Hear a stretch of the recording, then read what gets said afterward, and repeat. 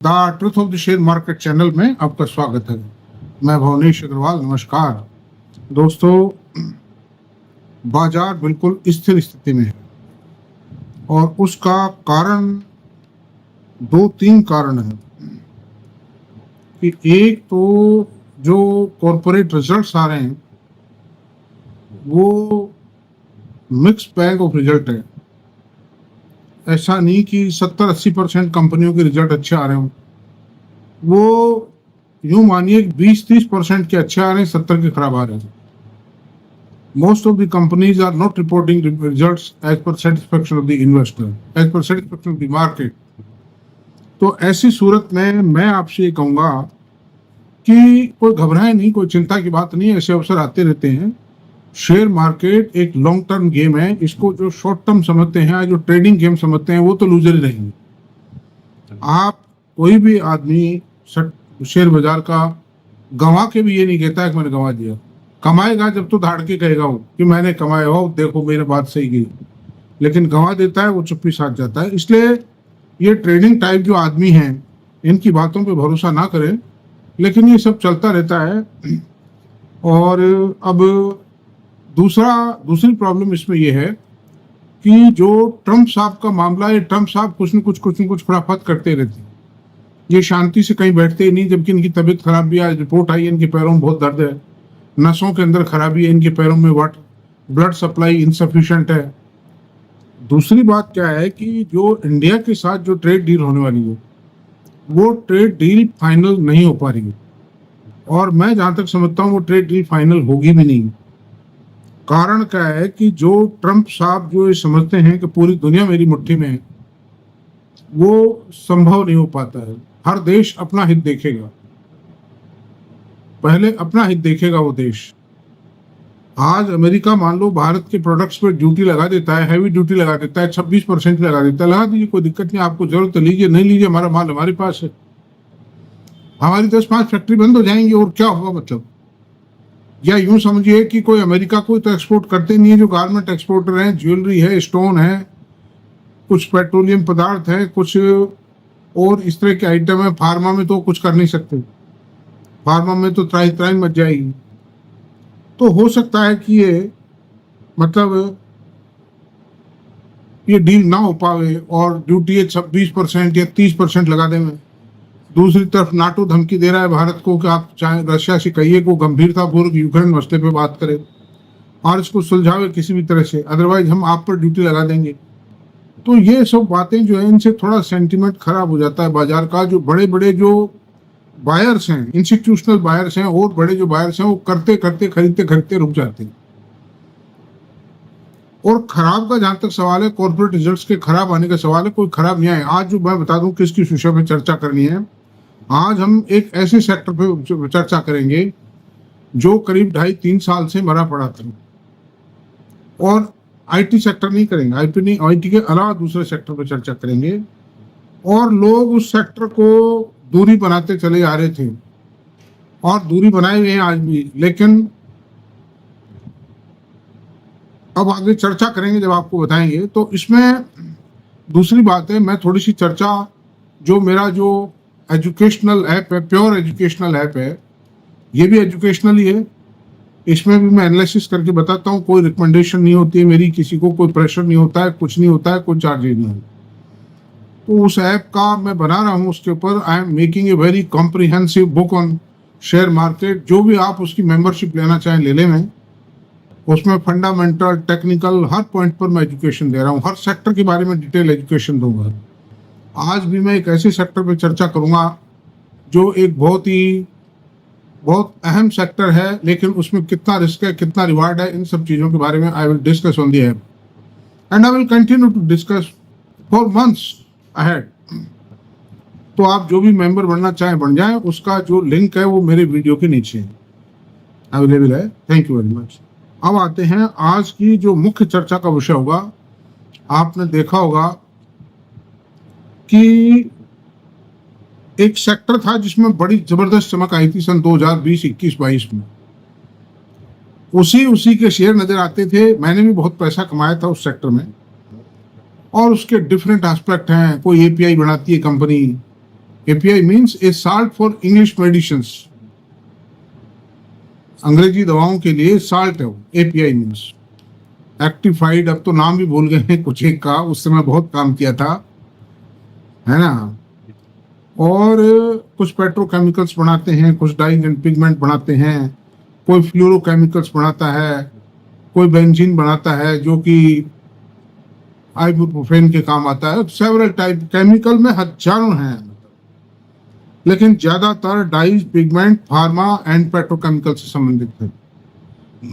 उस सेक्टर में ऐसा लग रहा है, मैं पूरी डिटेल प्रूफ दूंगा भी आपको, रिकॉर्डेड डाटाबेस भी दूंगा जो रिकॉर्डेड है। मतलब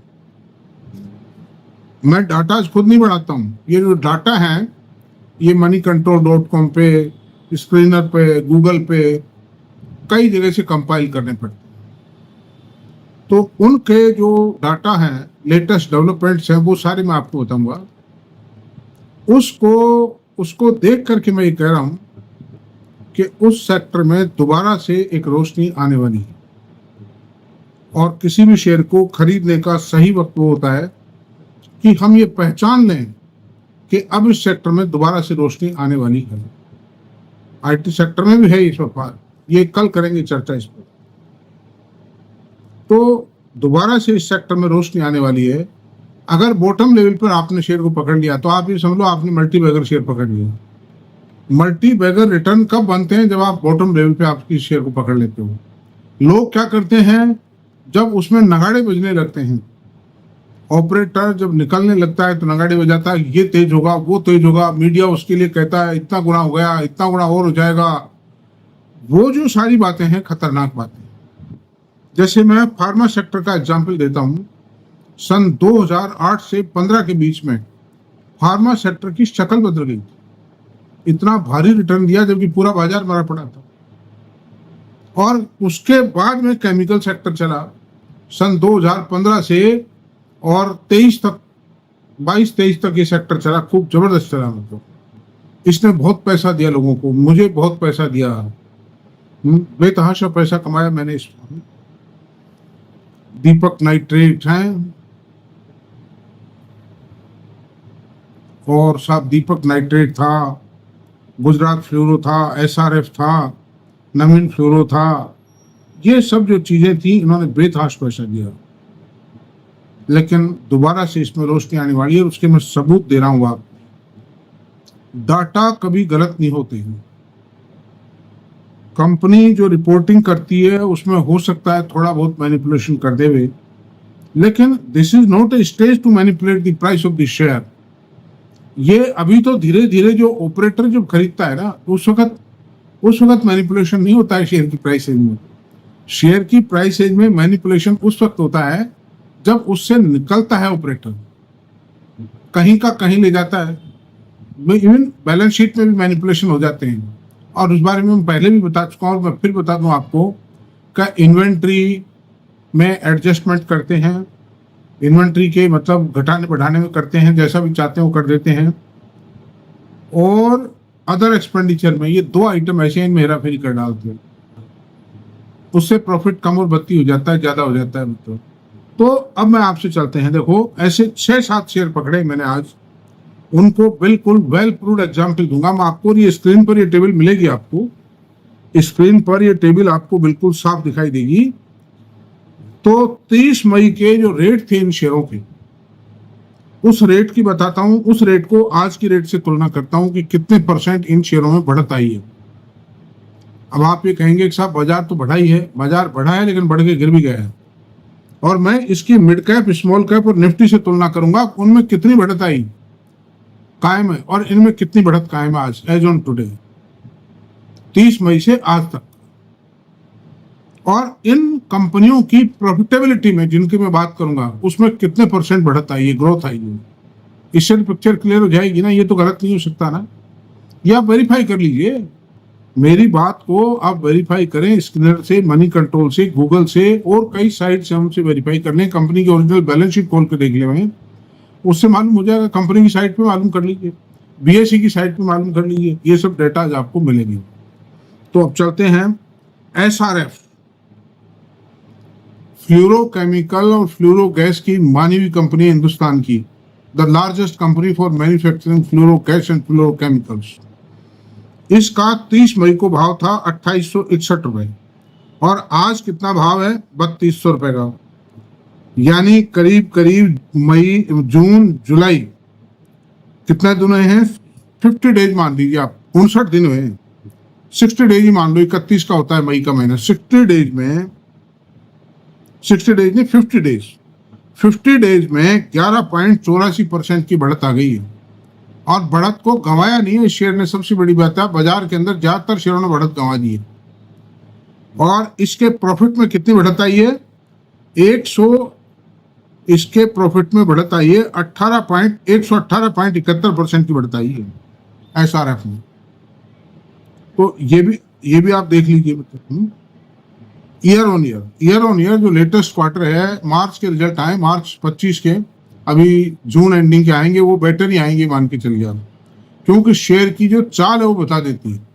शेयर कहीं डिगता नहीं है, कहीं पीछे नहीं हट रहा है और मैनेजमेंट बहुत स्ट्रांग है।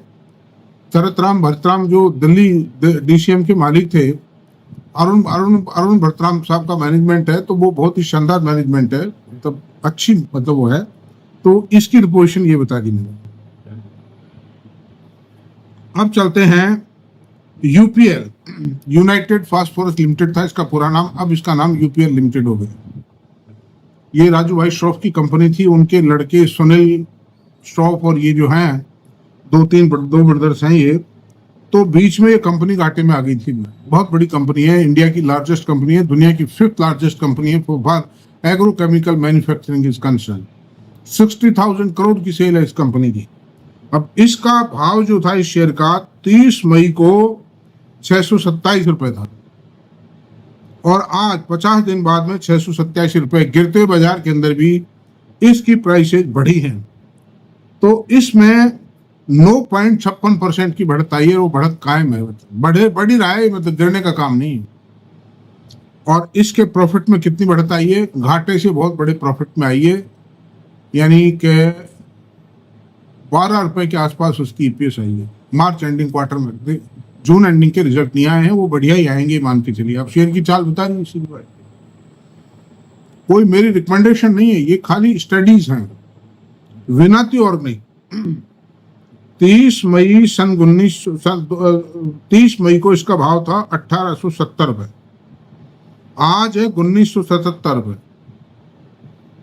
5.72% की बढ़त है। प्रॉफिट के अंदर लेटेस्ट क्वार्टर में 23% की बढ़त है। ये बेंजीन बनाती है और ये आइबुप्रोफेन बढ़ाने के काम आती है। इसका मटेरियल टायर्स में भी काम आता है। ऐसा एक बहुत शानदार कंपनी है, शुरू से इसने बहुत रिटर्न दिया। मतलब एक वक्त था 3 रुपए बिकती थी, 10 फेस वैल्यू शेयर 3 रुपए बिकता था। आज बोनस देने के बाद, स्प्लिट होने के बाद में इसका शेयर 1870 रुपए बिक रहा है, जबकि केमिकल सेक्टर एक बहुत लंबी मंदी से निकल के आने वाला है ऊपर। तो इट्स ए ब्यूटीफुल मैनेजमेंट। जो संजीव सराफ है और उनकी डॉटर भी आती है टीवी पे, कई दफा मैं देखता हूँ, she is a very nice baby, तो बहुत अच्छी है, तो वो भी अच्छी है, इसलिए ठीक है। नवीन फ्लोरो 30 मई को भाव था 4261 रुपए का और आज है 4913 रुपए का भाव है। 15.30% की बढ़त आई है इसमें। ये स्क्रीन पे मिलेंगे सब डाटा, आप फोटो को भी निकाल के, प्रिंट आउट निकाल के और मेरे इन डाटा को टैली कर लेना आप। 35.71% की प्रॉफिट में ग्रोथ आई है। 15.30% शेयर के दाम बढ़े हैं और ये मफत लाल का मैनेजमेंट है, लाल भाई का मैनेजमेंट बहुत शानदार है कंपनी। और ये 2nd largest company for fluorochemical manufacturing है। फ्लोरोकेमिकल की प्राइसेज बढ़ रही हैं, इन्होंने एक्सपेंशन भी किया। ऐसी सूरत में it's a very beautiful company. अब चलते हैं अतुल लिमिटेड। अतुल में 7,136 रुपए का भाव था 30 मई को, आज है 7258 रुपए। 1.70% की बढ़त आई। गिरते बाजार में बढ़त तो ली है ना इसने। और इसके प्रॉफिट में कितनी बढ़त आई है? 120.33% की बढ़त आई है। थोड़ा सा हल्का सा ये प्रॉब्लम इसमें अभी परसिस्ट कर सकती है कि अमेरिका को गारमेंट एक्सपोर्ट थोड़ा डिस्टर्ब रहेगा। ये डाइज एंड पिगमेंट की कंपनी है तो थोड़ा डिस्टर्बेंस हो सकता है, लेकिन फिर भी कंपनी मोमेंटम गेन कर रही है, गेन करती चली जाएगी, मैं जहां तक समझता हूँ। बाकी तो शेयर में रिस्क हमेशा रहती है। शेयर में पक्की बात कोई मान के मत चलिए, risk is always there, high profit high risk है। गुजरात फ्लोरो, ये भी फ्लोरोकेमिकल मैन्युफैक्चरिंग की एक बहुत बड़ी शानदार कंपनी है, जो आइनॉक्स ग्रुप है उनकी कंपनी है। इसका भाव था 3,839 रुपए 30 मई को, आज है 3,478 रुपए, ये 9.5% घटा हुआ है। लेकिन ये सब सटोरियों की चालबाजी है। प्रॉफिट बढ़ गया 89%, प्रॉफिट में ग्रोथ आई है। लेटेस्ट क्वार्टर में, मार्च एंडिंग क्वार्टर, जून के रिजल्ट नहीं आए हैं, उसमें 89% बढ़त आई है मतलब। और छोटी इक्विटी है, 14 करोड़ की इक्विटी है मात्र, 1 पेड अप शेयर है। तो ऐसी, अब मैं आपको टैली करता हूं मिड कैप से। मिड कैप में 2.89% की बढ़त आई है 30 मई के मुकाबले आज तक। और स्मॉल कैप इंडेक्स में बढ़त आई है 6.11% की, और निफ्टी में बढ़त आई है 0.9% की। तो ये तीनों जो इंडेक्स है, उससे ये जो शेयर मैंने आपको केमिकल की 6 कंपनी बताई, तीनों में अब तीनों की बढ़त ज्यादा है। और ये जो बढ़त बताई तीनों इंडेक्सेस की, ये तो फिर भी माइनस में भी आ सकती, गिर सकती, जो हालात हैं बाजार में अच्छे नहीं है। लेकिन इन 6 शेयरों की जो बढ़त है वो बैक नहीं होगी, मुझे पूरा विश्वास है, आई एम फुल फेथ। तो अंडर दी सर्कमस्टेंसेस दोस्तों, इसको बाजार देखिए, रिस्क तो हमेशा है, लेकिन बाजार को अंततोगत्ता जाना ऊपर। ये शेयर जो अच्छे मैनेजमेंट के, अच्छे प्रोजेक्ट हैं, अच्छे प्रोडक्ट हैं, मार्केटिंग अच्छी है, टेक्नोलॉजी अच्छी है, तो उन शेयर्स को तो ऊपर ही जाना है, चाहे बीच में वो विश्राम कर लेंगे। वैष्णो देवी की चढ़ाई कोई लगातार नहीं चढ़ पाया है, बीच में वो जो क्या नाम, वो जगह है ना, क्या नाम, अर्धकुमारी, वहां रुकना ही पड़ेगा आपको। तो इस तरह से लगातार नहीं चढ़ते हैं, धीरे धीरे चढ़ते घूमते। अब जैसे केमिकल सेक्टर ऊपर आ रहा है, इसके सिम्टम्स साफ दिखाई दे। और भी बहुत शेयर हैं, सारे शेयरों की लिस्ट तो बढ़ाई नहीं जा सकती। तो अंडर दिस सर्कमस्टेंसेस में थैंक यू वेरी मच। अगर आपको वीडियो पसंद आया हो तो आप इसको सब्सक्राइब कर दें, प्लीज लाइक करें, शेयर करें, कमेंट करें। Thank you.